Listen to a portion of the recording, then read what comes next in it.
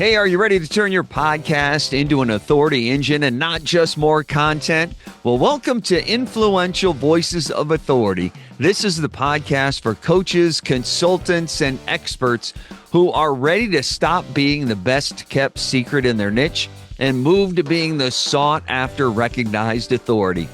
I'm your host, Erik K. Johnson, podcast talent coach and media veteran. In this episode, in every episode, I sit down with industry leaders and visibility experts to uncover how they use their voice, their message, and their platform to build trust, grow their revenue, and attract their premium ideal clients. If you're ready to turn your voice into your greatest asset, well, you're in the right place. Welcome to Influential Voices of Authority. Let me tell you something most experts don't want to hear. You don't have a visibility problem. No, you have a value problem. It's not because what you do isn't valuable. It's because you're spending your time doing things that have no business being done by you. There are plenty of things you do that others should be doing, and it's killing your authority. When you're stepping out into the world to be the authority that you are, you need to do the right things at the right time in front of the right audience. In this episode here, in my conversation with Louis Swart, we talk about all sorts of ways to delegate to other people. And he shares a story that really hits right in the gut. It hit me hard, and it probably will do the same to you. You see, he's built successful businesses again and again. And back in the day, one of his first businesses, he built this successful plumbing business, had 10 employees, had money coming in. It was generating money hand over fist. From the outside, looked incredibly successful. But then he went to sell it. He wanted to move on to his next venture. And he went to a business broker who can help him sell it. And his broker started looking at how the operation was running. And the broker told Louis, your business is worth nothing. And Louis was stunned. He said, why is my business worth nothing? Well, it was because Louis was doing everything in the business. He was doing the accounting. He was doing the quoting. He was doing the operations. He was doing the sales. Does this sound familiar? Does this sound like what you do in your business? He didn't build a business. He built a job. He built a cage. He was locked in it. He couldn't get out of it. He couldn't sell to anybody. And the scary part, you're probably doing the exact same thing. And it wasn't until Louis started removing himself from the business and tried to change the business that he was able to see how businesses run successfully as businesses and not jobs. And I'll let him finish that story of how his plumbing business ended up wrapping up and he was able to move on to that next thing. It's part of my interview. But I'm sure you're probably close to being in the same position. You've built a business, but you're the bottleneck. You're the one holding everything up. You're editing your own podcast. You're doing your own graphics. You're posting your own content. You're scheduling your own emails. That probably sounds pretty familiar, right? Am I reading your email? Yeah. And then you come to tell me, Erik, I don't have any time to build my authority. Well, of course you don't. No kidding. You don't have any time because you're filling your day with all of these $10 an hour tasks. When you should be filling your time with the tasks that only you can do. When you're filling your day with $10 an hour tasks, you can't be asking yourself why you're not building a $100,000 or a $500,000 business. Louis breaks it all down in a very simple way in this episode. He says you have 2,000 hours basically in a working year. And if you want to make $200,000 a year, that means your time's worth $100 an hour. So let me ask you, take a look at your entire week. What did you do this past week? Is editing your podcast really a $100 an hour activity? Do you think you could probably find somebody else to edit that podcast for less than $100 an hour? Yeah, probably. Is going in Canva and resizing your graphics, is that a $100 an hour activity? Probably not. That's probably the very thing that's keeping you stuck from growing the business to where you want to grow. Because here's the real truth about it. Authority is not built in the back end of your business. It's not built back there resizing your graphics and editing your podcast. Authority is built when you step into the spotlight, when you're seen on the right stage in front of the right audience with the right message at the right time. It's built when you show up. It's built when you share your voice, when you get in front of the new audiences. It's built when you get on stages and on podcasts and on platforms where people can feel you, not just see you, but feel that emotion. It's not done in the back end doing all the busy work. When people buy, they're buying you. People don't buy your content. They buy your confidence. They buy your conviction. They buy your connection. They buy the connection that they feel to you. They buy the emotion that you stir. And that can't be built if you're hiding behind your to-do list. When you're in the background editing your graphics on Canva or scheduling your emails. And in my conversation with Louis, he said something else that really matters. He said, people remember how you feel. People remember how you made them feel. They don't remember your bullet points. They don't remember your frameworks, not your perfectly edited content. So if you're spending all your time polishing your content, you're never actually getting in front of the people you need to get in front of. You're missing the entire point. That's why podcast guesting is so powerful. That's why I always encourage you to go get on other podcasts and be seen by people in an audience where the host already has their attention. It forces you into the highest value activity that you have, and that's being the voice of your brand, sharing your perspective, sharing your opinion, building trust at scale. That's how you win. And here's the real kicker. When you show up on podcasts, people already assume you have authority. People assume authority. They think, well, if this host trusts this person enough to put them on their podcast, then they must know what they're talking about. It's borrowed trust. It's borrowed authority. And it's one of the fastest ways to grow. Go get on other podcasts. Find hosts who are already speaking to the audience that you want to reach and create a partnership with them so you can get on their show. You're never going to get there if you're too busy doing everything yourself. So I really want to challenge you this week. I want to challenge you today. Take a look at your to-do list. What are you doing right now that you have no business doing? What are you holding on to that's keeping you small? Because the moment you start delegating to others, you don't just free up time, you free up your identity. You stop being the operator and you start becoming the authority. And that's when everything changes.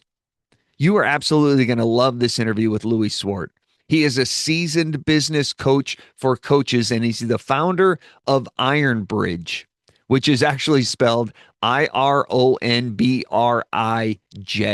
Iron Bridge. It's a human AI-powered virtual assistant company. It's powered by AI, but it has humans in the background doing the work, and it makes it incredibly powerful. It helps coaches avoid burnout and build self-sustaining businesses so you can step into your spotlight and your authority and let others do the work. He specializes in teaching effective delegation and growth strategies. So enjoy my conversation with Louis Swart. Louis, it's great to see you again. Thanks for being here. Thank you so much, Erik. Really appreciate this opportunity. Yeah, absolutely. So when it comes to growing your authority in your niche, what is your go-to strategy? Well, I mean, I think initially you need to get attention on yourself. So you need that visibility. And there's a whole lot of different ways that you can do that. Obviously, social media is a really easy way to get attention really quickly. Um, things like podcasts, fantastic, where people just they get to know you because people buy from people, so they're not going to buy from you unless they know who you are, and they kind of think you're a reasonable person. Otherwise, they're not going to buy from you. You seem reasonable. I'll buy from you. I like that. I like that.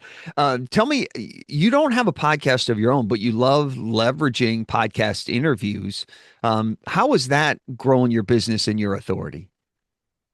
It definitely grows your authority because, you know, when I appear on a podcast, I say, "Hey, I've appeared on this podcast," and people go, "Okay, well, for you to have appeared on a podcast, you must have some sort of knowledge." Okay, and the more podcasts you appear on, the more people go, "Well, this guy's appeared on like 20 podcasts. He must kind of know what he's talking about because podcasters wouldn't have had him on unless he had something to say." Also, I suppose if you're super boring, you're not going to be on the podcast. So, if somebody's appeared on a couple of podcasts, you think, well, they got to be a little bit interesting to have actually made it onto the podcast. And I think that the sound bites from the podcast are an amazing thing for us to put onto socials because if we use something like Opus Clip or Opus Pro, we can actually just take this podcast and we take the little sound bites out and we can use those on our socials and we get more engagement from that than, for example, a post where we've just written something. It has have you found it challenging? I know you've done a lot of work in NLP and hypnotherapy and just helping people overcome that little voice in their head. Um, when you first started getting on podcasts, did you find that little voice in your head starting to hold you back? Were you given a lot of authority to that imposter syndrome, or were you able to easily overcome that and get in front of a mic? I think a little voice is always there, hey. The little voice is always there. So, before I did this one, I mean, I've done a whole lot of podcasts, but I mean, you've been on radio and, you're a pretty influential guy. And for me then to come onto your podcast is a bit like, oh, I got to kind of make sure I've got everything in place to you don't want to look like, you don't want to be, embarrass yourself on a podcast ever in when you're talking. But if you're starting with podcasts, if you're starting with smaller ones, they're easy to get on, and you look at the person's views, and maybe you go, well, I'm going to do this podcast, but this person only gets kind of 10 views or 20 views generally. Then it's less daunting to go onto that podcast. Then when you go onto a podcast and they've got thousands of views or hundreds of thousands of views, so start small, uh, and then just work up from there. And the main thing is that people just want to know. Remember that, there's that saying where they say they're going to remember 5% of what you say, 10% of what they see, and 80% of what they actually make you feel, what they feel. So in the conversations, just I don't know, I find just be yourself, and if people feel like they like you, that's a win. That's all you can hope for. Yeah, when you start building that relationship and you build that rapport and people get to know, like, and trust you, like we say so often, Mm. they can do that through podcast interviews and hearing you talk about what you do and what you believe in, what you value, your perspective on things. Um, you help people really delegate and leverage the talents of others, but that you didn't really start there. You originally had a plumbing business that you kind of struggled to sell. Tell me a little bit about what happened there and why you couldn't sell a successful plumbing business. Well, I've literally had businesses since I was in school, really. I had a business selling mice. We used to sell mice at school. You sold And mice. How great is that? How old were you when you were yeah, selling mice? oh, I must have been sort of 13 or 14. How did you Um, source your mice? Like, where would you get mice to resell? no, we actually bred mice. So we bred You mice in the bred basement. them. Yeah, yeah. Oh, So we, great. we had these big cages and we bred mice and we sold I them. bet mom loved that. No, what I mean, mom and dad encouraged it because Oh, that's great. that we got lots of pocket money from that, and we used to sell mice, and then we noticed that suddenly it dropped off because everybody had a mouse, okay, and so people went buying the mice, but the mice were still breeding, so it was like this. Oh my goodness, what do we do with it? So we actually took some of Mum's food dye.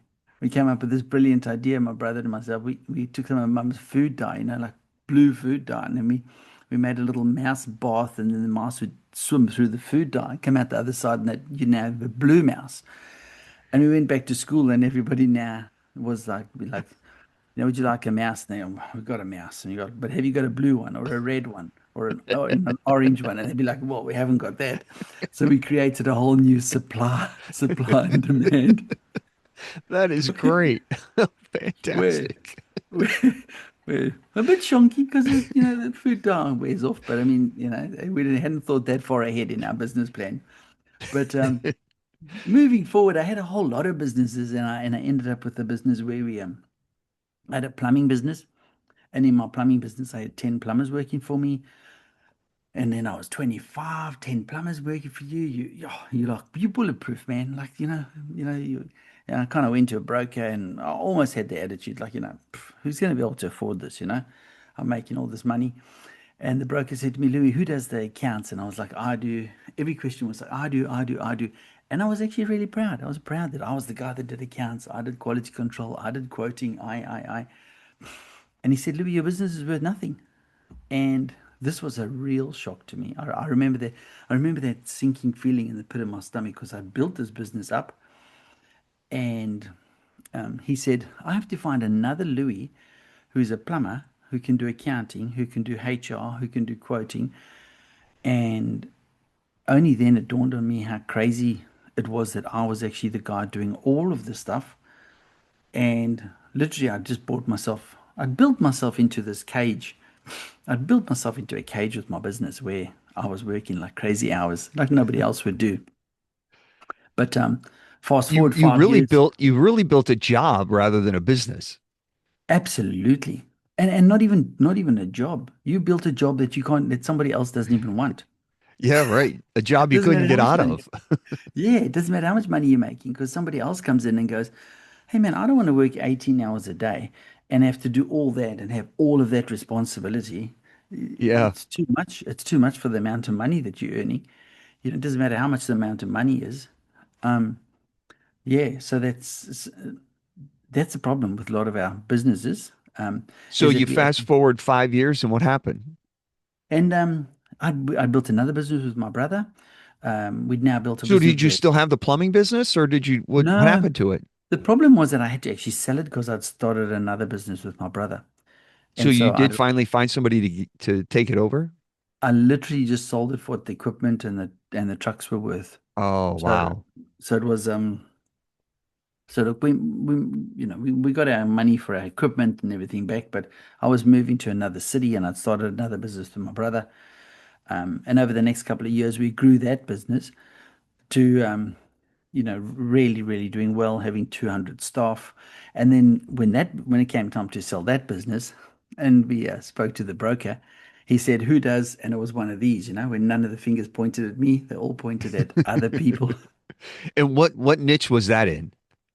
We were doing public telephones, so it was just before mobile phones had come out. Shows you how old Okay. I am. Yeah. Uh, Mobile phones were out. Well, we had mobile phones, but the general populace didn't quite have mobile phones yet. Okay. And so we built telephone shops and we hired out sections of other shops and we did public telephones. And we ended up with 200 staff. When it came to sell that business, we actually spoke to our accountant, and our accountant said, "Who's doing these?" And he said, I'll get you 5 million." And we sold it in about 2 weeks. And For we actually $5 sold it million. for dollars. well, it was actually rand at the time, which was Yeah. equivalent to probably $2 million. Okay. Um, and yeah, and I remember we sold it for cash. We sold it for cash, and we were sitting in the bank, and they were counting out the money on those the counters like a big drug den, but in a bank, Yeah, right. like But a legitimate. little Okay. Yeah, the little, the machine, like grrr, an elastic Yeah. band. Um, and it was amazing. It was an amazing time in my life because money was just we just had so much like money. It was just ridiculous the amount of money that was flowing around. We had because we had public phones as well, and we'd have suitcases, literally suitcases of coins. So the the gold coins, like the dollar coin or $2 coins, whatever, we'd have suitcases of those, and we'd drive into the bank, into the back of the bank where the armor guards went in, and we'd exchange those, because they'd come in canvas bags, and we'd swap those for like notes, cash notes, and then go home and just throw it in the roof. Like you just come home with a pile of cash and just chuck it in the roof. It was, it was incredible. It was incredible. And then emigrated to Australia, and I made some money. I lost a lot of money in Australia coming to Australia, and because I'd misjudged the market. When you move to a new country, the market's Yeah. completely. So Um, you're helping coaches and consultants now scale their business. Where do you find their biggest challenge to be? the fact that they think they need to do it all themselves by far is the biggest challenge. So what happens is people go to coaching. They go to, you know, I'm a hypnotherapist and a timeline therapist and a NLP master practitioner, and you go there and they go, okay, so I'm going to teach you how to help people with their mindset, and they help people with their mindset, and that's amazing. And then they go, you're going to have a great job doing this. Here's how you help people with the mindset. Here's what you say to them. Da da da. All right, off you go. And these people then go into the workforce, and they've got no real idea of the marketing side of this, because I mean, all these courses are teaching how to do it, but they just kind of go, well, go out there and you'll just get customers. I mean, literally, most people think that they're going to just walk out there, you know, run one advert on, Facebook and get a whole lot of customers because Yeah, lots hang of hang the them. shingle up and people start walking in the front door. 100%, 100%, Yeah, because right. they've come from jobs where, they just arrived. You go to a job, you sit at your desk, and they bring you the clients, and you do the clients, and lots of people assume that it's going to be like that, um, and so they don't actually get good at the marketing side. They don't get good at. They should almost be taking a marketing course and then a course doing whatever else they're doing. Um, and then they try and do it all themselves. And one of my favorite books is The E-Myth by Michael Gerber. I don't know Yeah, if you've. I love that It's book. an incredible book. Yeah, the And entire premise is stop working in the business and start working on the business. yeah, yeah, Yeah. and you literally can't grow a business if it's just you. Now in the world of AI, they're talking about the first person to have $1 billion business, solopreneur, have $1 billion business. But Wow. it's it's gonna take a while. I mean, there's some guys doing amazing things with that now, and what I find is that AI is incredible, but most of us actually need some help with it. And so Hmm. if you get a virtual assistant who actually understands AI and can do the AI component for you, you're paying $12 an hour or something for somebody else to actually be able to create that AI, whatever it is that you can use. And so I find that people are trying to do the outreach themselves. People are trying to do there's some things in our business which are high level, which we have to do. Okay.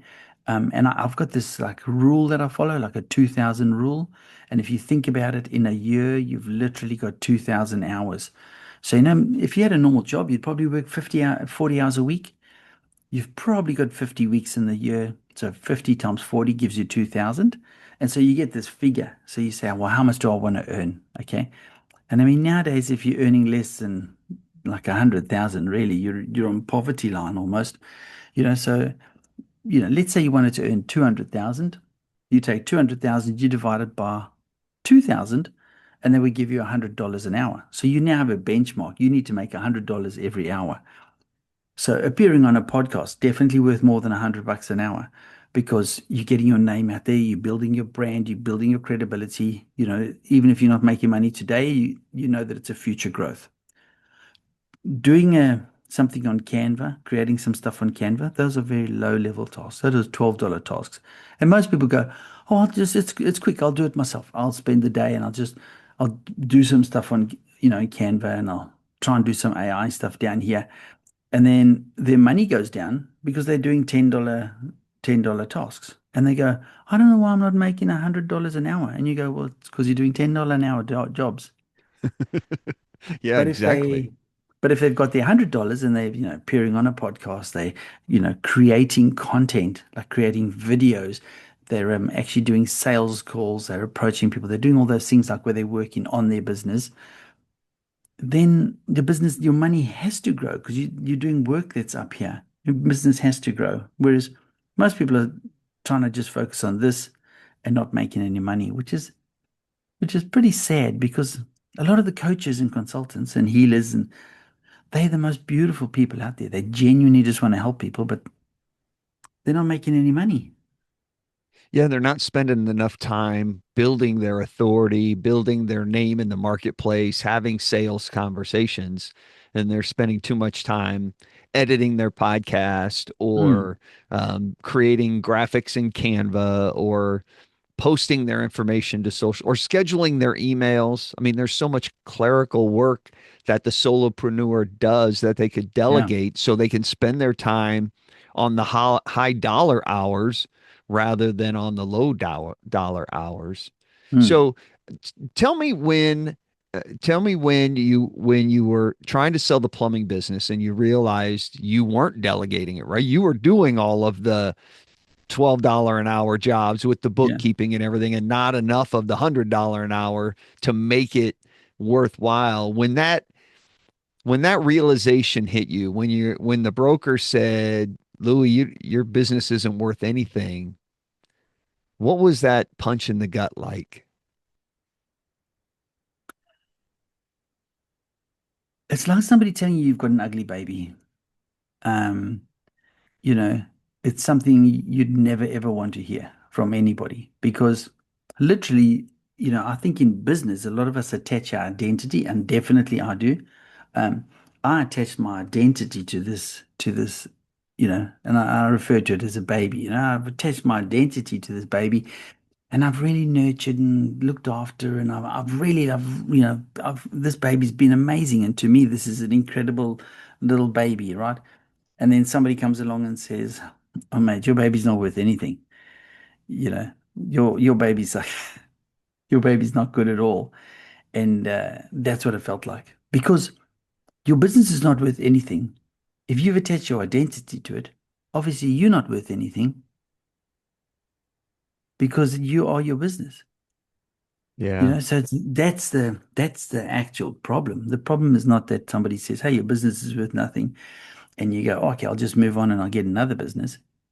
You have built something that's useless, and you spent 18 hours a day doing it, and you've spent a big chunk of your life doing that, you know, and now that thing's worth nothing. So that's where the real problem is. And I find that a lot of coaches, they've done a course and then they've, like I'm a coach, and then they do the next course and then they're not making money because they're not marketing properly. And then somebody else comes along and says, "Hey, you should be a speaker." And they go, "Oh, I'm going to make money." And they tell them how much money they'll make. And then they become this. And then they go, "Well, no, okay, you know what? If you were a hypnotherapist, you'd make money." And you go, like, "Oh, okay." And then like they go along and they do that. And they're like jumping between these things. But at no point are they stopping and saying, "I actually need somebody to help me to actually get my content out there." No matter what there's people that are just hypnotherapists that make a lot of money being just a hypnotherapist or just an NLP practitioner or just a speaker or, you know, um, but a lot of us kind of bounce between all these different identities, just trying to make money. We literally, and it's not that we just, that sounds like sounds very commercial, but we're just trying to survive. We're trying to Yeah. survive and financially. Like lots of coaches I found, they're out there, beautiful people. They've got this desire to help other people, but they've come out of corporate and they're using some of the retrenchment money, or they're using some of that money that they've made in corporate to actually get this coaching thing set up. Um, or they're eating into some retirement fund, or they're eating into a fund that they've got, or they've got a second job. So they've got a second job where they're actually supporting this business. And you do need to do that initially, but if you're doing that for more than a couple of months, there's a problem. Um, you know, the and the one thing that I found in business is try a lot of different things. If you try a lot of different things, you'll find if you went out there and you just started 5 or 10 different businesses, okay, try this, and then if it doesn't work, your clients will start saying, "Hey, I want that.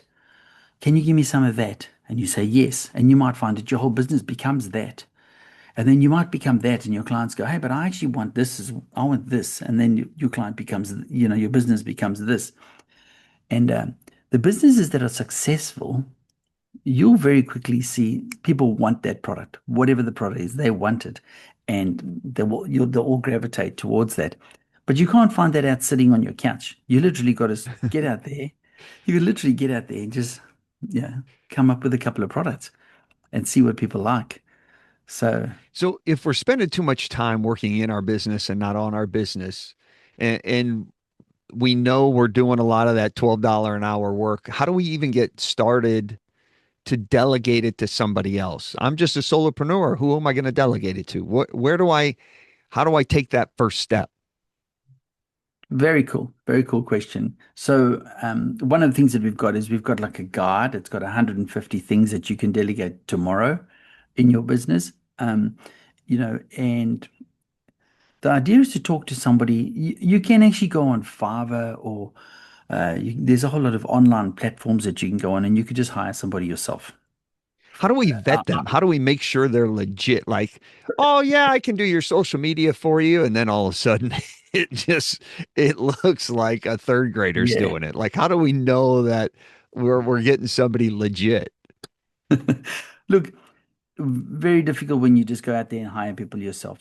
And it's getting harder. It's getting harder at the moment. Okay. It's the cheapest option is, if you've got no money, just go out there and you go on Fiverr or something, and you see what work they've done before, and you just hire them, and you just hope for the best. Right. That's one option. Right. Yep. And I did that option. I did that option. And to be honest, it was a very scary option because, I would say, "Hey, I need you to do some stuff in my Facebook."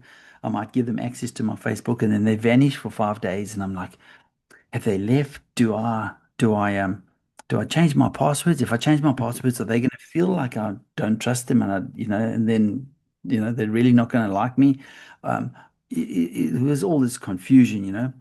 Whereas going through somebody like me, who's an agency, I've got staff in the Philippines, Egypt, South Africa, and I've got a whole team that manages them. So if your person doesn't turn up, I've got people in their country on the phone saying, "Hey, where are you? What's happening? How can we help you? How can we support you through whatever it is that you're going through?" Okay. Or, "Hey, why haven't you turned up? We're going to be replacing you." So, that is kind of why you would use an agency. And it's only a couple of dollars more to use an agency, who's actually going to manage all that for you. So it's quite easy if you go through somebody like myself who's actually done it forever. I'm going to give you a couple of tricks. I'll give you a couple of tips now for your listeners. Okay, so tip number one: only ever speak in your country's time. Okay, so if you're in the UK, when you talk to your VA, only ever talk in your specific time. Right. So, for example, I'm in Sydney, and my VAs are 2 hours behind me. Right. We never ever talk in their time. If we have a meeting, if I say I'm having a meeting, it's in my time. So if it's Okay. at 10 o'clock, it's 10 o'clock Sydney time, regardless That's of right. where your VA is. You're in That's right. Sydney, it's always Sydney. Yes, that's right. Okay. All right. Because the idea is that they are there to help make my life easier. Yes. So if we spend 5 minutes trying to work out if it's their time, my time, what's the difference, it's not Right. making my life easier. Right. Yep. So that's tip number one. Always just talk in your time. Okay. Tip number two is always use open-ended questions. So a lot of us will go, "Hey, Eric, just checking. Can you do that document for me?" And what's Eric going to say? Obviously, he's going to say yes. He's going to say Yes. yes, even if he's got no idea what it is. And this is one thing that the Filipino people, they are beautiful people, but they will not say no to you. Okay. So you're like, can you do brain surgery? They're like, yep. And then they'll leave and go, I got to work out how to do this brain surgery thing. You know what I mean? They literally, They and start going on YouTube looking up how to do brain surgery. Like, oh 100%, no. 100%.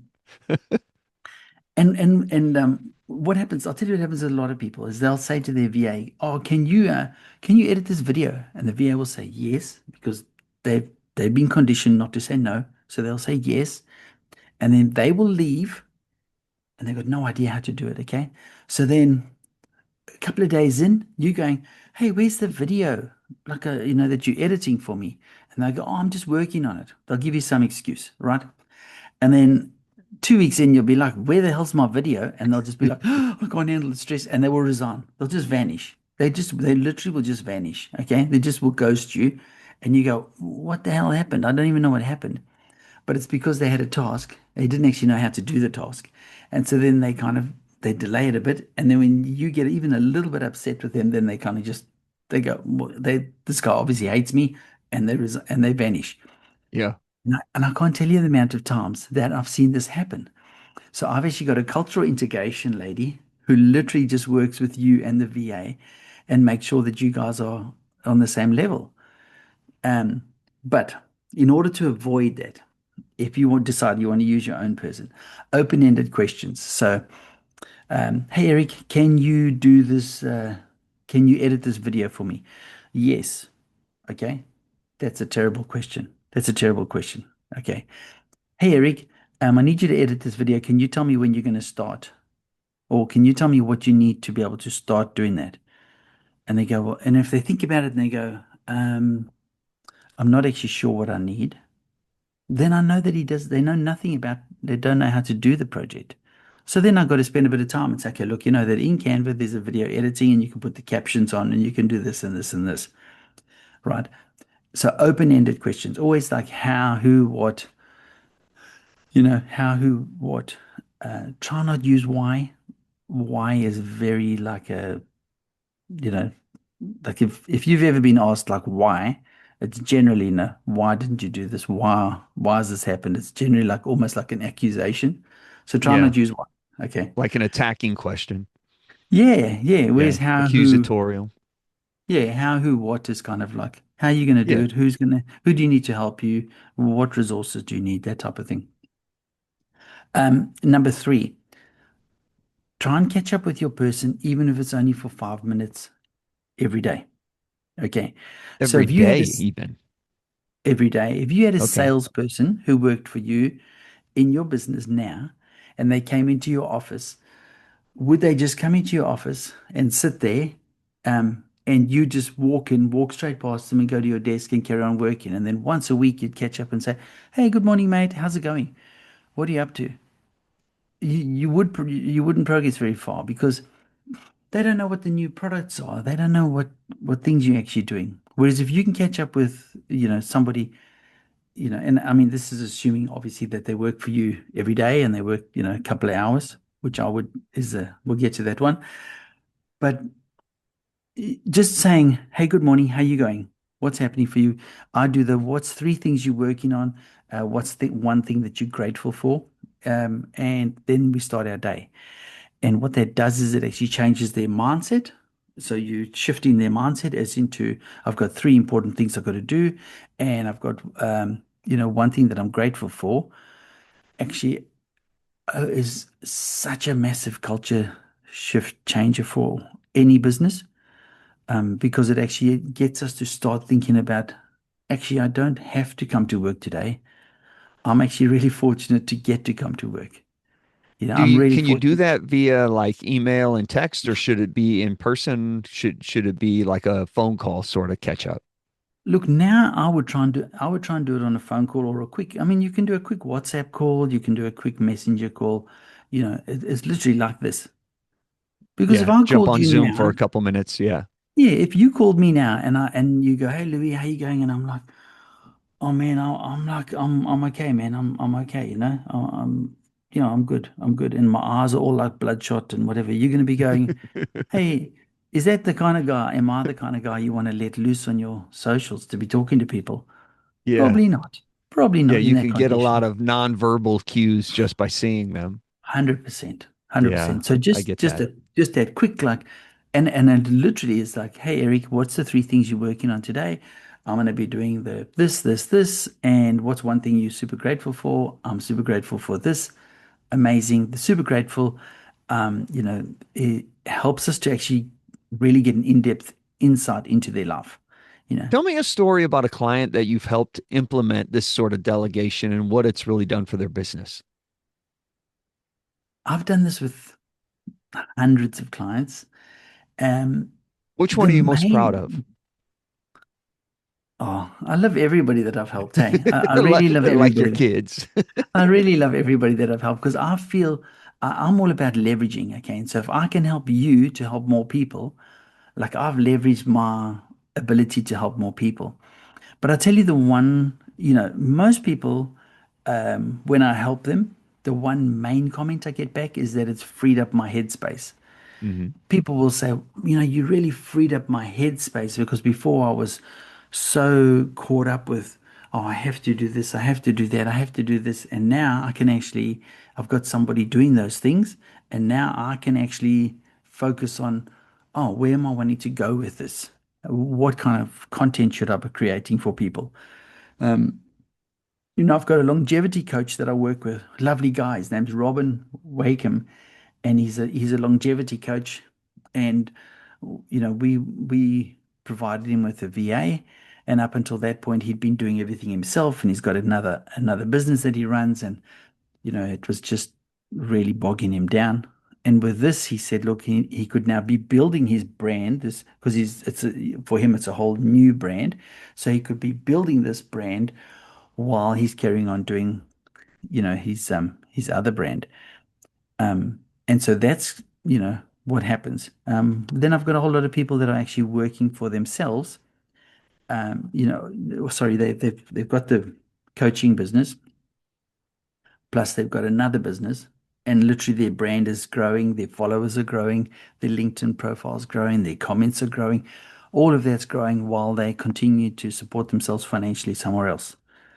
Um, you know, um, Well, and then it's with so all easy to see how you can scale your authority by just having a team posting and sending emails and doing a lot of that busy work for you so that you can be the face of the business and you can do the things that it takes, the interviews and the reach out to grow your authority and grow your influence in your niche. absolutely, because we don't have enough time. So I was talking to a coach day before yesterday, and he's like, "Oh, I don't have time to put stuff on socials, and I'm not getting around to it." And I said, "I'm just going to quickly show you why you should put stuff on socials." Okay. And he's a voice coach. I went on to GPT, and I mean, there's like heaps better stuff now, but I went on to GPT and I just said, "Hey, I'm a voice coach. Give me 20 TikTok ideas for videos." And I pretty much just showed him 21-minute TikTok videos, and then I did demos of two videos, and I said, I could put those out tomorrow. I could literally put those out tomorrow. I know nothing about, voice coaching, but I could put them out tomorrow and I could talk about short vowels and elongating your vowels to sound more professional. And that's what you're competing against. And as soon as I talk to you and you tell me that you're a voice coach, Google's listening to me. My Amazon's listening to me, Facebook's listening to me, everybody's listening to me, and they go, "Oh, this guy's interested in voice coaches." So now they start pumping me with all these other voice coaches, and I forget about who you are. Even if you were my friend, I'd forget about who you are because Google is going, "Hey, this guy's much, much better at a voice coach. We've got lots of content from him." I start listening to his content. I start feeling like I know him, um, you know, and that's the one weird part about content. Hey, I actually went somewhere. I gave a presentation, and there was three other business coaches, and I went up to I went up to the business, one of the business, I thought I'll go and introduce myself.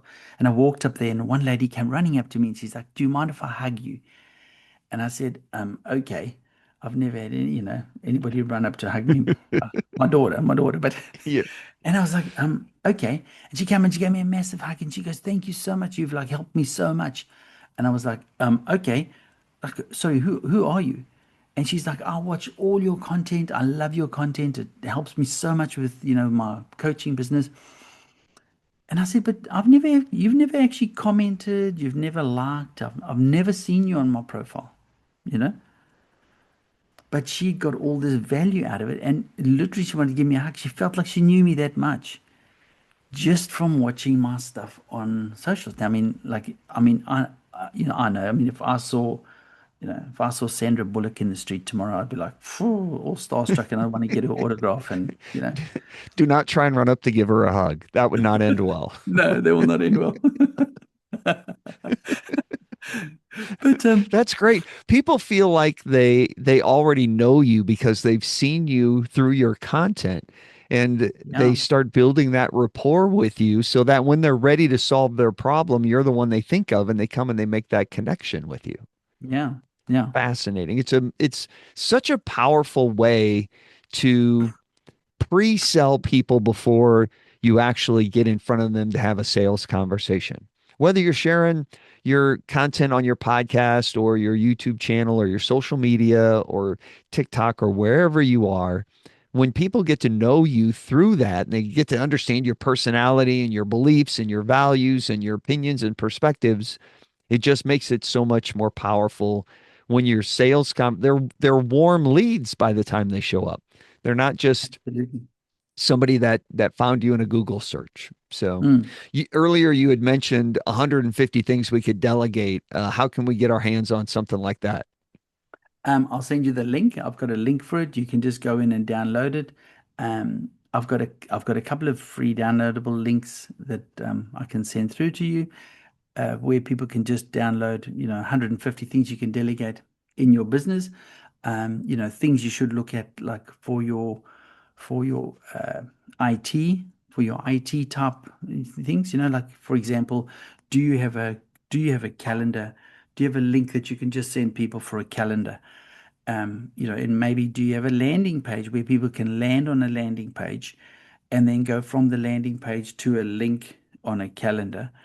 Um, and then from the calendar, do they have a Zoom link? And does that calendar link tie back to your Google Calendar, for example?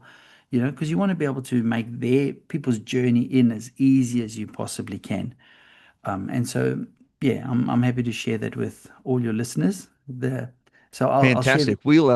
I'll put that link at podcasttalentcoach.com/delegate. And then you can get your hands on that 150 things to delegate to increase your productivity. That would be great. Um, if you were to do it all over again, what would you do differently? Very good question. I've done it over again so many times. Um, I think the first thing you need to do is find out what it is that you want to do, play in a couple of different fields, work out which one customers want and are happy to pay for. Okay. Remember that your mum and your best friend are going to tell you that any product idea you come up with is an amazing idea. Oh, Okay. The honey, first that's so great. You'll be great at that. yes. The first Yes. person that gives you cash, that's the product that they actually want. Right. Yes. So, That's great. get good at selling, get good at selling. And this is another big problem that we have where, people, they, they've been told that, it's like it's almost bad to sell. It's almost bad to Mm. sell a product, right? Like you should want to help people and we kind of like you should help them, and you almost assume like if you're helping somebody for free, I'm helping you. But if I'm charging you money, then I'm like I'm a shonky shark who's trying to take advantage of you. I'm doing exactly the same thing, but one guy's terrible and one guy's amazing. And it's not true. It's completely not true. We don't view money like energy. It's just an exchange of energy. Um, I've spent I've spent the last sort of 15 years really spending lots of money to get to the point where I can actually help you. And so if I'm helping you, in exchange, you saying, "Hey, Louis, I can't mow your lawn. I'm not, I'm not near you to mow your lawn, but how about I give you some money and you can hire another guy who can help you mow your lawn or wash your dishes so you can help more people like me." And if we start thinking about money like that, it's really just you're exchanging a service for a service. But you can't give me the specific service. So you give me that service, but stored up, that energy, but stored up in a note. Yeah, So that's such a great perspective.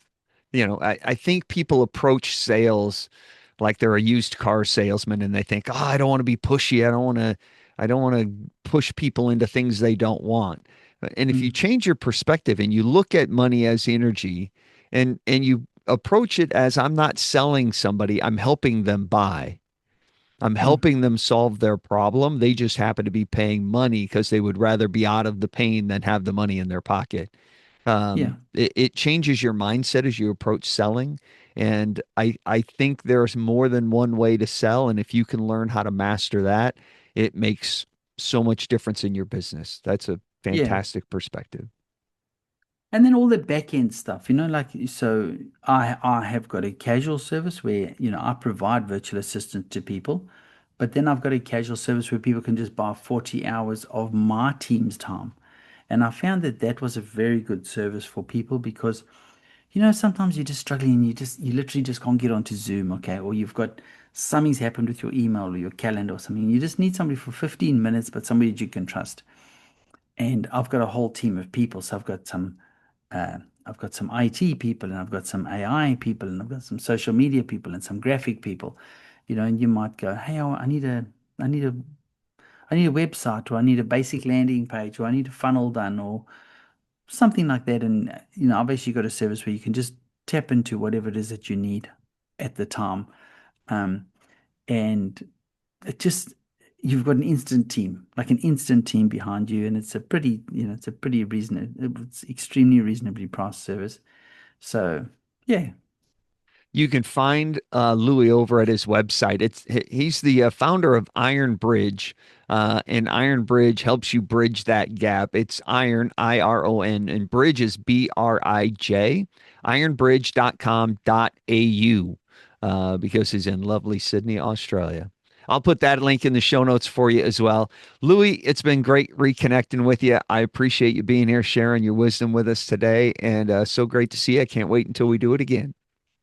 thank you so much, Eric. I really, really appreciated this. What a great opportunity to actually be on your podcast. The questions you asked, amazing. I loved, loved, loved the questions. And I'd really love to help any of your listeners with to actually get out there and do the things that they really love doing.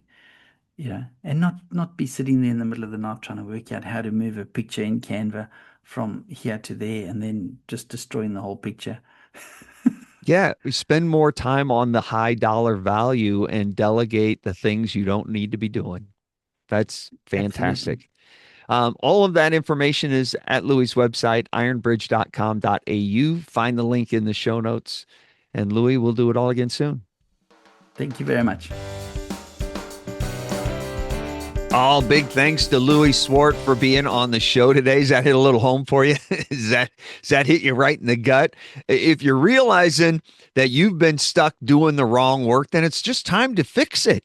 You got to start this week because your podcast should be building your authority, not burying you in busy work. That's exactly why I created my podcast authority audit. That's where I go through your show, your content, your marketing, your positioning, and I'll show you exactly where your authority is leaking and what you need to do to turn it into a client generating machine. So if you're ready to stop being the best kept secret, you're ready to start becoming the sought after authority that you've been meant to be, then you need to go over to podcasttalentcoach.com/coaching and you can apply for my podcast authority audit right there. Apply today. It's not free because I'm doing a lot of work for you and you'll be amazed at all of the value that you get. It's all listed over there at podcasttalentcoach.com/coaching. Get on over there. Let's turn your voice into influence. Let's build you into the authority that you deserve to be. If you want to connect with Louis, you can find him at ironbridge.com.au. That's ironbridge.com.au. And you can find him over there. You can find him on Facebook at Louis, LouisTSWAR2, Louis T. Swart on Facebook. All right, so get on over there and check him out. Thanks for being here. It's always so amazing to see you. Next week, man, do I have an amazing interview lined up for you next week. We are going to talk to Dr. Paul Etchison. He's one of my clients, and he's going to show you exactly how he turned his podcast into an authority engine and how he was able to fill a mastermind worth nearly $500,000. We'll tell you all about that, and he'll actually share his numbers with you. It's all on next week's episode. I can't wait to see you then. Until then, step into your authority, and we'll see you next time.